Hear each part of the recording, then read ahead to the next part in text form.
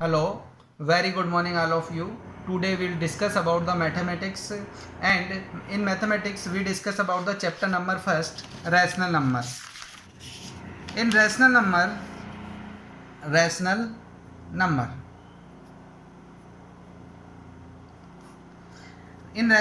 number which can be represented in the form of p by q where q not equal to 0.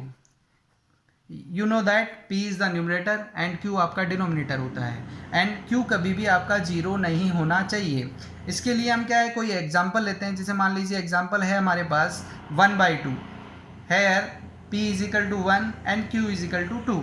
तो number आपका यहाँ पे q zero नहीं है, तो ये आपके पास क्या हो गया, एक रेशनल नंबर. इसके लिए हम और भी एग्जाम्पल ले सकते हैं, जैसे -1 और -2, 1/3, 5/3, ये आपके क्या है, रेशनल नंबर होते हैं. Then we take another example.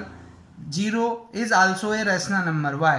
Because 0 can be represented in the form of 0/1. So it is rational number. These are the rational number. Then we discuss about the topic absolute rational number. In absolute rational number, if we are taking a is rational number, then absolute value of a is equal to a, and absolute value of minus a is equal to a. It is rational number. For example, we are taking example 1/2. Its absolute value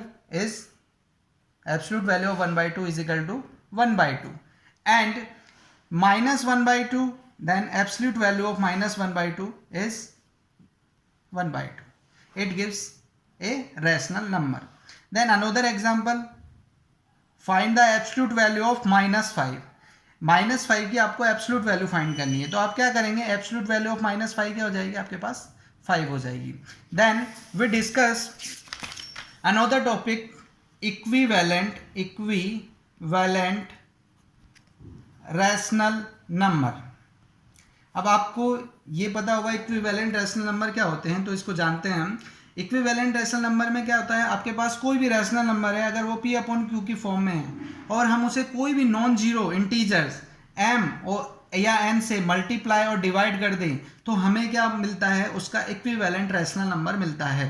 क्या मिलता है, उसका equivalent rational number मिलता है. जैसे example हम एक देखते हैं, एग्जाम्पल कि फाइंड 3 इक्विवेलेंट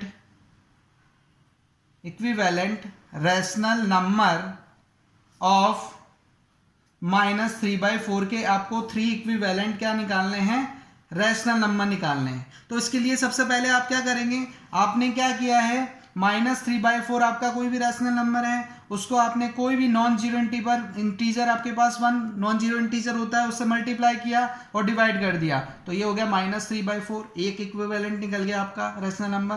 -3/4 का सेकंड निकालते हैं, तो हमने 2 से मल्टीप्लाई कर दिया, 2 से डिवाइड कर दिया, तो आपके पास हो गया -6/8.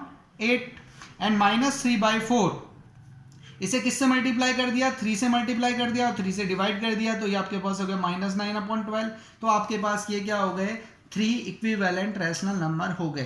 तो ये आपके पास क्या हो गए, 3 इक्विवेलेंट रैशनल नंबर हो गए. अब हम नेक्स्ट टॉपिक पे आते हैं कि स्टैंडर्ड फॉर्म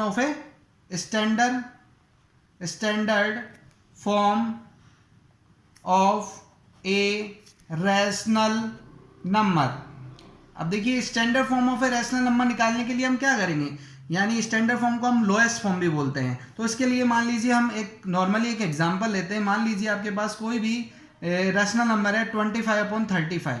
इसको आपको लोएस्ट फॉर्म में यानी स्टैंडर्ड फॉर्म में कन्वर्ट करना है. तो सबसे पहली चीज़ हमें क्या लेनी है, उसके लिए सबसे पहली चीज़ हमें लेनी है कि 25 के फैक्टर करने हैं. वो क्या होंगे, 5 × 5, ये फैक्टर करना आप पहले जानते हैं. और 35 क्या फैक्टर